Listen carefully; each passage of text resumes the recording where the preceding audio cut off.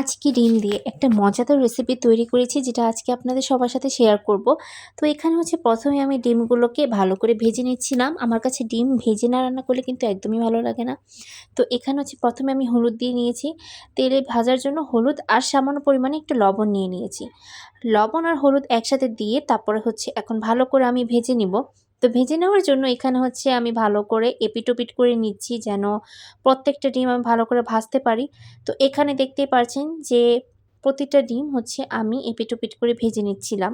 তো ভাজার জন্য এখানে আমি আমার ডিমগুলোকে ভাজা আমার অলরেডি শেষ হয়ে গিয়েছে। এখন হচ্ছে রান্নার প্রসেসে চলে যাচ্ছি। রান্নার প্রসেস করার জন্য এখানে প্রথমেই আমি একটা প্যানে নিয়ে নিয়েছি তেল, আর তেলে নিয়ে নিয়েছি পেঁয়াজ। পেঁয়াজ কুচিগুলোকে ভালো করে ভেজে নিচ্ছিলাম। তো এখানে হচ্ছে পেঁয়াজগুলোকে ভালো করে ভেজে নেওয়ার পর হচ্ছে তারপরে আমি আমার বাকি ইনগ্রিডিয়েন্টসগুলো দিব। তো পেঁয়াজগুলোকে ভালো করে ভাজা, ভাজা করতে হবে। আপনারা একটা জিনিস খেয়াল করবেন, রেস্টুরেন্টে যখন কোনো কিছু রান্না করা হয়, বিশেষ করে কোনো ভাজাভাজির রান্নার ক্ষেত্রে কিন্তু অবশ্যই পেঁয়াজগুলোকে ভালো করে কিন্তু ডিপ ফ্রাই করতে হয়। যখন আপনি পেঁয়াজগুলোকে একদম মুচমুচে করে ভাজি করে নিবেন, তখন দেখবেন যে এর টেস্টটা অনেক বেশি ভালো হয়। তো এখন আমি দিয়ে দিচ্ছি এখানে নারকেল কুচি। নারকেলগুলোকে কুচি করে নিচ্ছি। নারকেল কিন্তু বাটা করা যাবে না। আর এই রেসিপির মেইন একটা ইম্পোর্টেন্ট আইটেমই হচ্ছে এই নারকেল কুচিগুলো। তো নারকেলগুলোকে আমি ভালো করে হচ্ছে আ কুটে নিয়েছিলাম। কুটে নিয়ে তারপরে এখন হচ্ছে রান্নার প্রসেসে যাচ্ছি। তো ডিমগুলোকে রান্না করার জন্য এখানে আমি নারকেলগুলোকে ভালো করে ভেজে নিব এই পেঁয়াজের মধ্যে। বাকি মসলাগুলো দেওয়ার আগেই আমি এখানে দিয়ে দিয়েছি এই নারকেলগুলোকে। অনেকে বাটা ইউজ করেন, তবে আমি মনে করি বাটা ইউজ করাটা বেটার হবে যখন আপনি ডিমের কোনো তরকারি রান্না করতে যাবেন। যেহেতু আজকে আমি ভাজা, ভাজা করে রান্না করছি, তাই এখানে আমি দিয়ে দিয়েছি হচ্ছে নারকেল আ এরকম কুচি, কুচি করে কেটে নেওয়াগুলোই। তো আপনারা জানেন যে কুড়ানো নারকেলগুলো দিয়ে রান্না করলে কত বেশি মজা হয়। তো এখানে এখন আমি দিয়ে দিয়েছি হচ্ছে আদা রসুনের পেস্ট।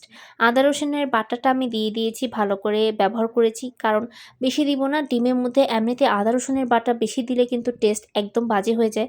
তো আমি মোটেও এটা করতে চাচ্ছিলাম না, তাই এখানে আমি আদা রসুন বাটাগুলোকে সামান্য পরিমাণে দিয়েছি। আদা রসুন বাটা সামান্য পরিমাণে দিয়েছি, এখন নারকেলের মধ্যে আর পেঁয়াজের মধ্যে ভালো করে ফ্রাই করে নিচ্ছিলাম। তো এখন হচ্ছে প্রত্যেকটা ইনগ্রিডিয়েন্টস দেখতে পারছেন যে আমি ভালো করে ভাজা, ভাজা করে নিচ্ছি। তো এখন আমি দিয়ে দিয়েছি কি, এখানে দিয়েছি আমি হলুদ গুঁড়া। হলুদ গুঁড়া আমি ১ চা চামচ দিয়েছি। হলুদ গুঁড়া দিয়েছি, মরিচ গুঁড়াও দিয়েছি 1/2 চা চামচ, আরও লবণ দিয়ে দিয়েছি। স্বাদ মতো দেওয়ার চেষ্টা করবেন। এখানে আমি মরিচ গুঁড়াটা কিন্তু ১ চা চামচ দিইনি, 1/2 চা চামচ দিয়েছি। বেশি ঝাল করলে কিন্তু খেতে মোটেও ভালো লাগবে না। যেহেতু নারকেলটা অলরেডি একটু মিষ্টি, মিষ্টি টাইপের হয়। ধনিয়া গুঁড়া দিয়েছি 1/2 চা চামচ, আর এখন দিয়েছি পানি। পানি দিয়ে এখন ভালো করে আমি নেড়েচেড়ে নিব। তো নেড়েচেড়ে নিচ্ছিলাম। তো আমার মনে হয়েছে যে তেলটা আমি একটু কম দিয়েছি। আপনারা তেলটা আরেকটু বেশি করে দিবেন। তেল দিলে ডিমের টেস্টটা আরও ভালো আসবে। তো আমি এখন ভালো করে কিন্তু নাড়াচাড়া করে নিচ্ছি। তো মোটামুটি আমার এখানে কিন্তু এই রেসিপিটার মেইন যে ইনগ্রিডিয়েন্টসগুলো, মানে আমি যেহেতু ভাজা, ভাজা করছি, তাই এই রান্নাটা কিন্তু মোটামুটি কমপ্লিট হয়েছে। এখন আমি দিয়ে দিব এর মধ্যে ডিম যে ভেজে রেখেছিলাম সেগুলো। তো গোল, গোল ডিমগুলো এখন আমি দিয়ে দিচ্ছি।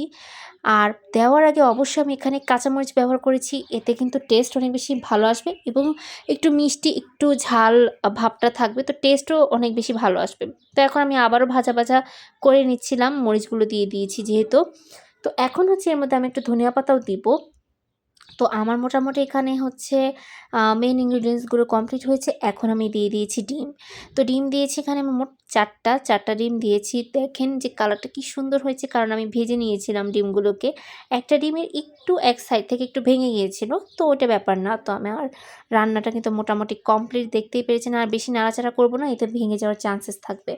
তো এই তো এখন আমি দিয়ে দিচ্ছি ধনিয়া পাতা। ধনিয়া পাতা স্কিপ করতে পারেন, যেহেতু আমাদের সবার হচ্ছে ধনিয়া পাতা খুব ফেভারিট, তাই ধনিয়াপাতা দিয়েছি। তবে একটা জিনিস খেয়াল রাখবেন, অবশ্যই এখানে কিন্তু কোনো টমেটো ব্যবহার করা যাবে না।